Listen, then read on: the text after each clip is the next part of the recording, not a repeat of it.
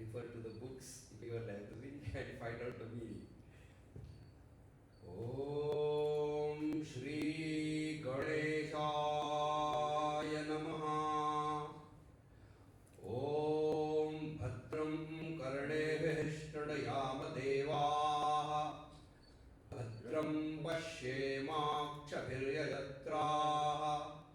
Sirairangaistustupamsastanohi. Vyasheva devahitayadayu. Om Swasti na Indro Vruddhashravaha. Swasti na Pusha Vishvavedaha. Swasti na Staksho Arishtanevihi.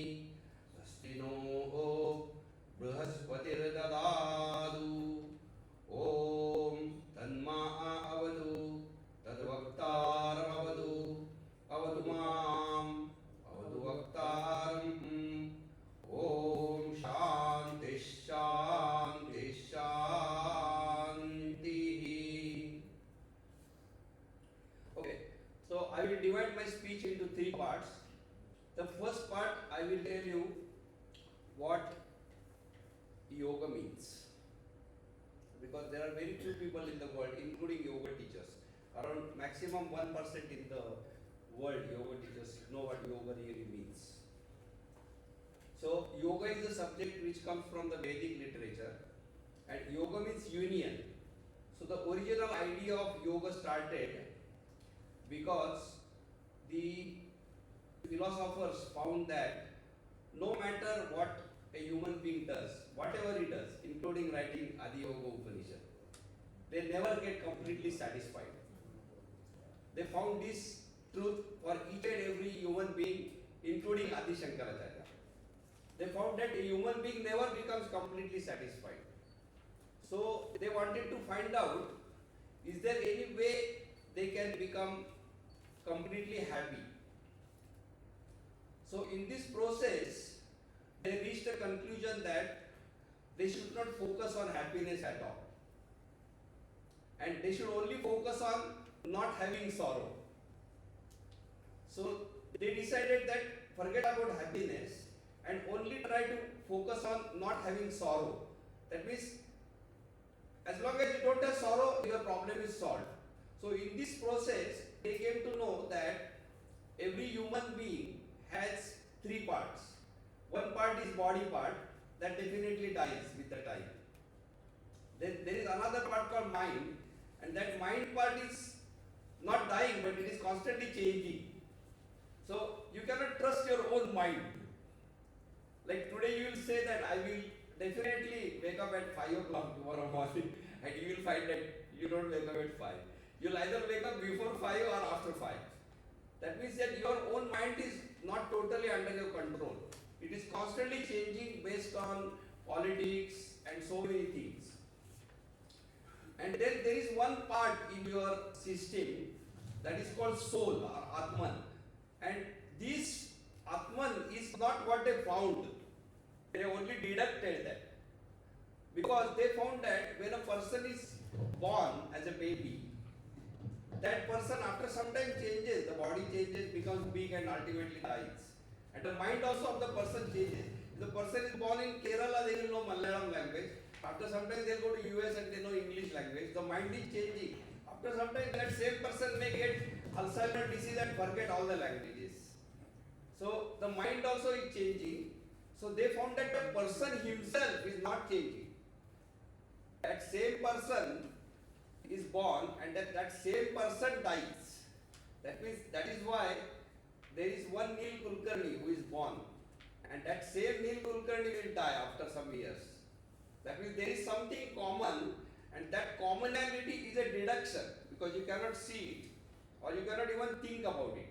And that commonality is called the soul. Now the problem was that they found that every person definitely has a soul. And that's why every person is going on different paths. But in this process, they found that with this idea, they are not able to come out of the sorrow. So they deducted that there is one universal soul. And that universal soul is reflected in the individual souls. So So I don't want to go into too many details, but what they found was that if you are able to psychologically totally realize that yes, there is a soul in me and there is a universal soul and these two are connected. It is not a connection by some electric current or kundalini or some breathing or something like that. It is just a psychological connection, but this connection should not be changed, it should be permanent. If you are able to maintain that permanent connection, that is called a union, and that is the real yoga. So this word came in the Indian philosophical text called Upanishad. So original mantras in the Vedic mantras, they are only asking for happiness. So if you look at all the Vedic mantras like Rigveda, etc., they are asking the gods for happiness. Give me this, chame, chame, chame, means give me all these things. But later in the Upanishad, they are trying to come to this conclusion that they have to do something by which this connection is made. So that is the first time the word yoga comes. Now, what happens is that later on, they want to know exactly what is to be done to come to that state. So during this process, many different methods were formed. And one of these methods is also called yoga. That is different from that yoga in the Upanishad. There is a method called yoga, and that method was described by Patanjali in 8 limbs. So what he is saying is that what you have to do is you have to make your mind totally oblivious. That means you have to first come to the mind. To come to the mind is extremely difficult because your mind is constantly engaged in the outside world, including your own body, mind and daily affairs. So what he did was he gave certain processes like yama, niyam, asana, etc. And then the fifth process is called pratyaha. Pratyaha is going opposite. So in this fifth process you have to totally go inside your mind. So after the fifth process you are totally oblivious of the outside world. You are only oblivious of your mental world inside. So many of the yoga teachers do not know this idea. So when you go into the inside world, now you will come to know what is inside you. Because as long as you are attached to the outside, you never come to know what is inside you. You have so many assumptions about you. So once you come to know inside you, you have to follow 3 processes called dharana, dhyan, samadhi. So when you come to that samadhi state, you start getting an understanding of what your self is. It's not completely understood, but you start getting the understanding, and then you have to mature that samadhi state in 7 different states. There are 7 different samadhis. In the last stage of samadhi only, you understand what that self is, and it is called self-realization in English. This is an English word, it's not a Sanskrit word. The real word is Nirbija Samadhi.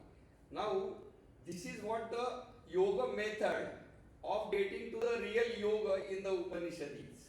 This is called classical yoga system. It is written by Patanjali in around 300 years before Christ in 198 sutras. Okay, so this is the ancient state of yoga. Now I will tell you a little bit about my work. See, what happened is I was extremely fortunate that I was born in a yoga family. My father was a great yogi. So automatically I started yoga at the age of 5, and he blessed me, and all my work is only because of my father's blessing. I didn't have to do hard work. So what happened is that I started studying yoga very seriously. At the age of 8 I was already meditating. Now for the purpose of the income, mainly for the income, I went into engineering. And then in 98 I had already completed my yoga study almost. That time the recession started and I lost my job. And then immediately I went into the yoga profession. So 98 when I started my professional yoga teaching, by that time my understanding of yoga was extremely deep. So what I did was, see, I found that all the people who are doing yoga, they are actually doing very funny things. For example, at the beginning of the yoga class, they are singing Patanjali prayer. But Patanjali is not talking about any yoga asanas. Patanjali is only telling to do meditation. But after that prayer, they start doing the Surya Namaskar. Then there are some people who want to lose the weight, but they go to a class which is not losing the weight. They are going to a class which is very light, so they are actually gaining the weight. Some people want to gain the weight, they are going to a weight loss class. So they are choosing the yoga class based on their convenience, like what time is the class, is the fee of the class is less or more. This type of criteria they are doing. And in last 50 years ago, what happened was, yoga became very popular because yoga reached West, like she said. And West is extremely interested in health and fitness, much more than India, definitely. So all the yoga teachers who were teaching the fitness exercises, they became very popular in the West. But not a single of them, except Vivekananda and Yoganand Burma, even Yoganand Burma did not know Sanskrit. So all these teachers don't have any understanding of Sanskrit. So what happened is they became very popular due to this health and fitness benefits. But later people started asking them about the meditation and Patanjali, etc. So what they did was they told the people that what we are doing is what Patanjali said. But that is not what Patanjali said. Patanjali is telling about meditation only. They do not know because nobody is reading the Sanskrit language. And so many other things like that I came to know. For example, some people think that the Ayurveda diet is extremely good. No, it is not extremely good. It depends on what exactly you are doing.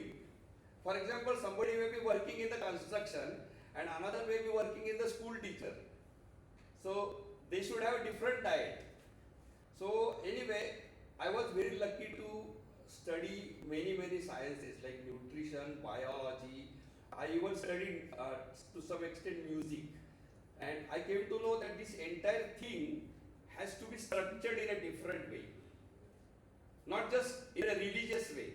So I created a new system, not Patanjali system. It's totally new system. It is called Adhiyoga. And in this system, I wrote the entire system in a sutra form. I wrote the whole system in a sutra form, just like Patanjali. And my system has 700 sutras and 18 chapters. So that system was published by Bharatiya Vidya Bhavan, and within a week I got doctorate for that system. Now, in this system, I will tell you in like 1 or 2 minutes what I am saying. See, I am coming back to the happiness in my system. So my first sutra says, no matter what you do, every human being is always looking for happiness only. He may talk about Advaita Vedanta, or he may talk about God or whatever it is. He is definitely looking for happiness. Anybody who wants to get moksha also, he thinks that he will get happiness in moksha. That's why he is doing moksha. Anybody who is helping the other people, they are also doing because they are getting happiness in that. So my system is based on the happiness. So the first sutra says happiness. Then I ask them, what will you get happiness in? Then they tell me, okay, I want to lose the weight. Then I have to use the body system. I should not tell them about some mantras or something like that. I only use the body system. I have to use my nutrition knowledge to tell them how to lose the weight. Now some of them, very few of them, will be interested in samadhi state. Then I have to talk about only samadhi state and tell them the Patanjali system. So my system is based on what you want. So that is the difference between the Patanjali system. Patanjali system is only for samadhi state, not for getting any good salary or management or anything like that, or not even health and fitness. In the entire Patanjali Sutra, there is no health and fitness. Even in Bhagavad Gita, there is no health and fitness. Only 1 or 2 verses on health and fitness. It's not telling you vitamin C or omega 3 or etc. So what I did was, I created a system based on what people want. And this system is called Adhiyoga. And when I started teaching the system, it immediately picked up because I'm not telling people what they should do. They should tell me what they want and I try to guide them that way. Also, we don't force them, we only guide them and they are free to do whatever they want. And this is the Adhiyoga system.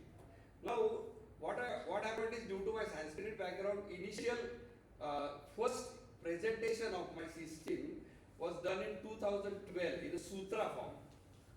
So sutra became very difficult, I had to explain them. So I wrote my own commentary on it, which is available now in 11 languages. After the sutra form, I found that book is very big. So only very few people will read the entire book. So recently I thought that maybe I should make it simple. I don't want to make it simple, but I'm just telling you that I thought that I should make it simple. And then this thought came to me that I should write a question answer, which is the Upanishad. So I wrote this book, and now I am writing a Adhiyoga Puran, which will be a story form. The whole book will be, that will continue for a few years, I think. But this book I wrote very fast. And this is now in 2 languages, but very soon it will be available. So this is the Adhiyoga Upanishad, which is telling this system in a question answer form. And he has read the whole book. He has read the whole book. So you can try to benefit. I have some copies of the book. And this Malayalam book is my original sutras. She has translated them in Malayalam language. That's a very great work. It's not an easy thing to do.